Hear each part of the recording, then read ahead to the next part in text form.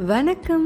இது food hi உலக சமையல். இனி உங்கள் வீட்டு கிச்சனில் ஒவ்வொரு நாளும் நம்ம அன்பானவர்களோட ஸ்மைலும் அவங்க கையால் ஒரு கப் காஃபியும் நம்ம நாளையே அழகாக்கிடும்.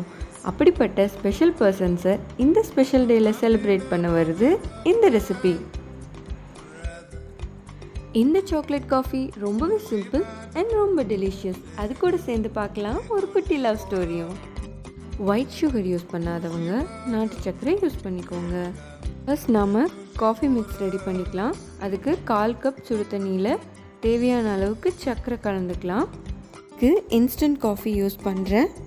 எந்த பிராண்ட் வேணாலும் யூஸ் பண்ணிக்கலாம், பட் கொஞ்சம் லைட்டாக இருக்கணும். இப்போது கோகோ பவுடரையும் காஃபியையும் இந்த தண்ணியில் கலந்து ஒரு சிரப் மாதிரி ரெடி பண்ணிக்கலாம். கொக்கோ பவுடருக்கு பதிலாக ஹாட் சாக்லேட் பவுடர் யூஸ் பண்ணிங்கன்னா காஃபி கொஞ்சம் திக்காக இருக்க மாதிரி இருக்கும். ஸோ பார்த்து சூஸ் பண்ணுங்கள். நான் இன்றைக்கி 1.25 டேபிள் ஸ்பூன் கொக்கோ பவுடர் எடுத்திருக்கேன். கேட்பரிஸ் மாதிரியான கொக்கோ பவுடர் யூஸ் பண்ணுறவங்க இன்னும் கொஞ்சம் அளவு கம்மியாக போட்டுக்கோங்க. இந்த மிக்சரில் இப்போ காஃபி சேர்த்துக்கலாம். இன்ஸ்டன்ட் காஃபி ஓரளவுக்கு மீடியமானது எடுத்துக்கலாம். ஏன்னா ரொம்ப ஸ்ட்ராங்கான காஃபி எடுத்தோன்னா சாக்லேட்டும் அதுவும் சேரும்போது கொஞ்சம் கசப்பாக இருக்கும். நல்ல க்ரீமியான சாக்லேட் காஃபி சாஸ் ரெடி ஆகிடுச்சு. பாலில் தண்ணி விடாமல் பொங்க வச்சு எடுத்துக்கலாம். இந்த சாஸ் 3 கப் காஃபி ரெடி பண்ணுறதுக்கு ரொம்ப ஸ்ட்ராங்காக வேணும்னு நினைக்கிறவங்க 2 கப்புக்கு யூஸ் பண்ணிக்கலாம். நல்ல சூடான பாலை இதில் ஊற்றி நல்லா மிக்ஸ் பண்ணிடலாம். அவ்வளோதான், சாக்லேட் காஃபி ரெடி. தேவைப்பட்டால் எக்ஸ்ட்ரா சாஸ் போட்டு மிக்ஸ் பண்ணிக்கலாம்.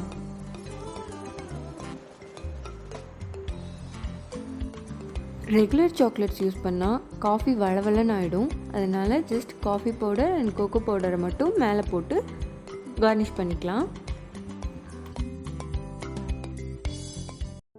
இந்த பூமியில் மனிதம் மாறாமல் இருக்கிறதுக்கு காரணம் அன்பு, பாசம், காதல். நம்ம அன்பானவர்கள் மேலே நம்ம வைக்கிற நம்பிக்கை நம்மளை எந்த உயரத்துக்கு வேணாலும் கூட்டிகிட்டு போகும். டெல்லியில் வாழ்ந்த பிரத்யும் குமாருக்கும் அது மாதிரி தான் நடந்தது.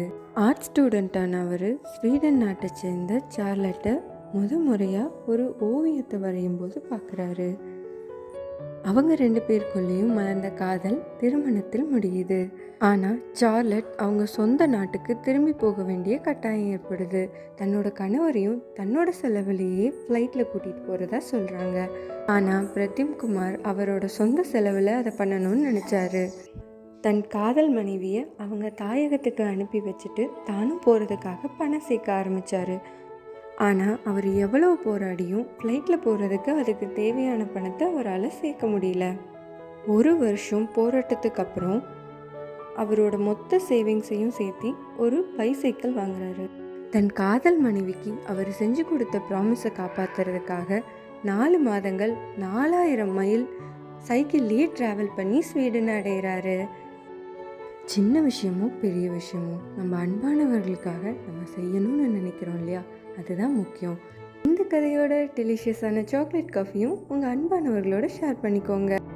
அன்போடு சமைத்திடுங்கள், ஆனந்தமாய் சாப்பிடுங்கள், உணவை வீணாக்காதீர்கள்.